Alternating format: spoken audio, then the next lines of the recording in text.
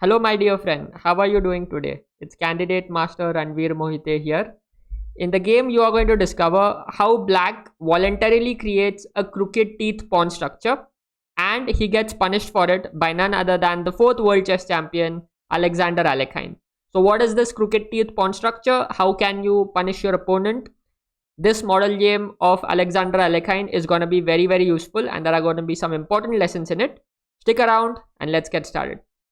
So we have Alekhine open the game with c4. His opponent plays e6 and we reach this position. And in this position, Black plays the move g6. And this is what I like to call the crooked teeth pawn structure.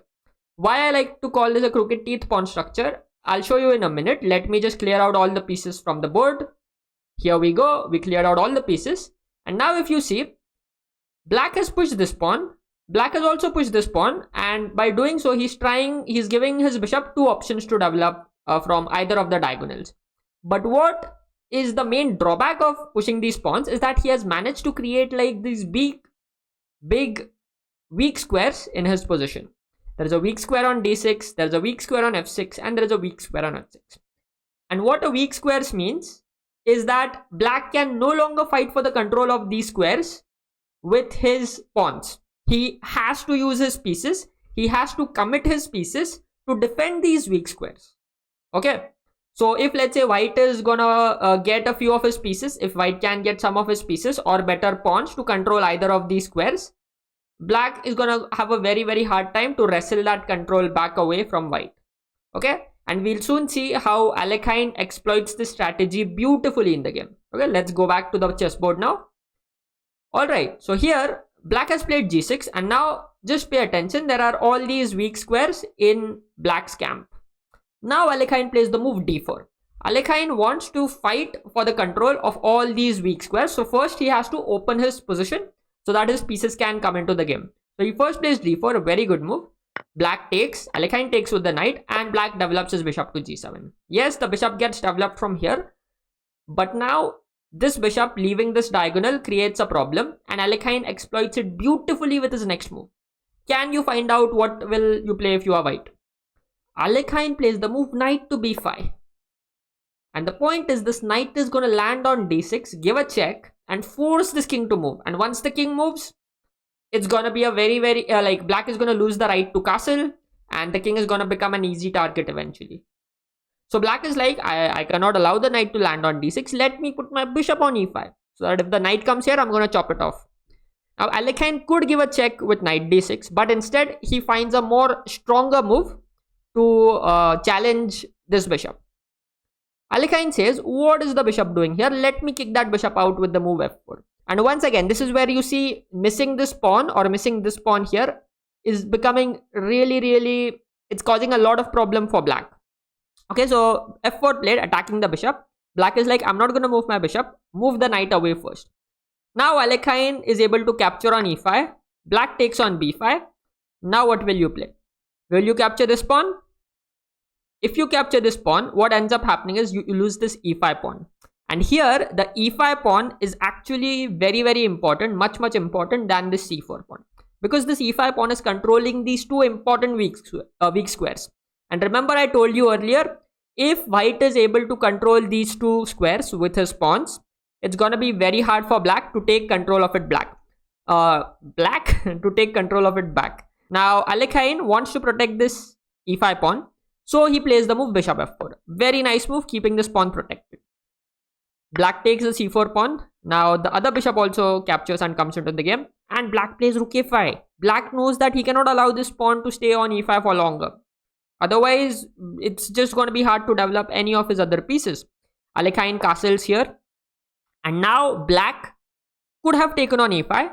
But this move is filled with a lot of dangers. Because now White takes and puts his queen on d6. And with the queen here, this knight is coming to b5 next and landing on c7. It's just game over. It's going to be game over very soon. So Black is like, Black cannot take that e5 pawn. So Black is like, let me kick away this bishop. Alekhine now decides to play the move b4. And the idea of this move will be clear in a few more moves. Black then asks this king to run away. The king drops. And now Black is like, okay, thank you very much for the b4 pawn. Why did you give it away for free? And this is where we get to see Alekhine's idea. Alekhine now captures this pawn. Okay, but doesn't he give up 2 minor pieces for the rook? What's going on? But what has happened is, since there is no b pawn here, it allows Alekhine, especially one of his rooks, to come on this b file and create a pin here.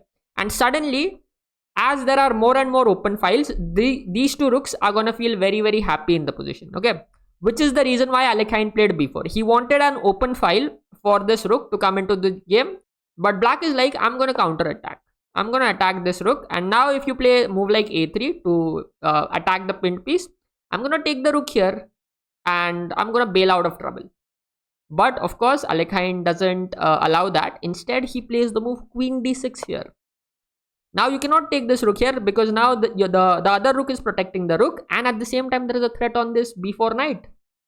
What do you do? And the whole problem for black is he cannot even castle here because all his dark squares are left very weakened. He doesn't have this dark squared bishop here. At the same time, this knight is also not in the game. So black is essentially fighting without these two important pieces, whereas all of white's army is completely mobilized.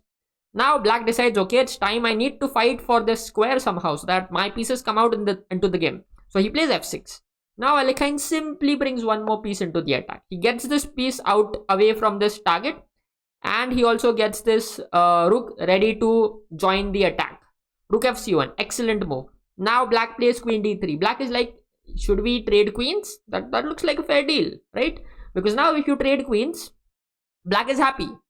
But Alekhine is like, well, isn't this a free knight? So he first takes the knight. That's a free knight. Now black plays g5, kicks the bishop away. But now Alekhine, instead of moving this bishop, what does Alekhine do? He puts his rook in the middle, rook d4. And once again, notice this queen is on d6. It's on a square which black cannot fight for with his pawn. He has to use a piece, but black just doesn't have the piece that can fight for this square. Okay, so rook d4, attacking the queen. Where does the queen go? The queen goes to b5. Now Alekhine plays the move a4. A very nice move, attacks the queen once again, forces the queen to move. And now Alekhine, once again, remember initiative. You attack, opponent has to defend. You attack, opponent has to defend. Alekhine is not worried about moving the bishop. His first instinct is to attack. And Alekhine was one of the greatest attackers. So we have queen b7. Now Alekhine goes rook c7. Once again, attack, let the opponent defend. Black gives a check, but this rook simply drops back to d1, once again attacking the queen. And after this queen moves anywhere, black is going to lose this d7 pawn, after which it's going to be a checkmate soon. So in this position, black resigned and Alekhine won a very beautiful game. And there is a very interesting strategy that Alekhine used towards the end, and that is attack from the weaker side. If you want to learn more about this strategy, I highly recommend you check out this video on the screen. And if you enjoy watching classics, do consider subscribing to my channel. Thank you very much. Bye bye.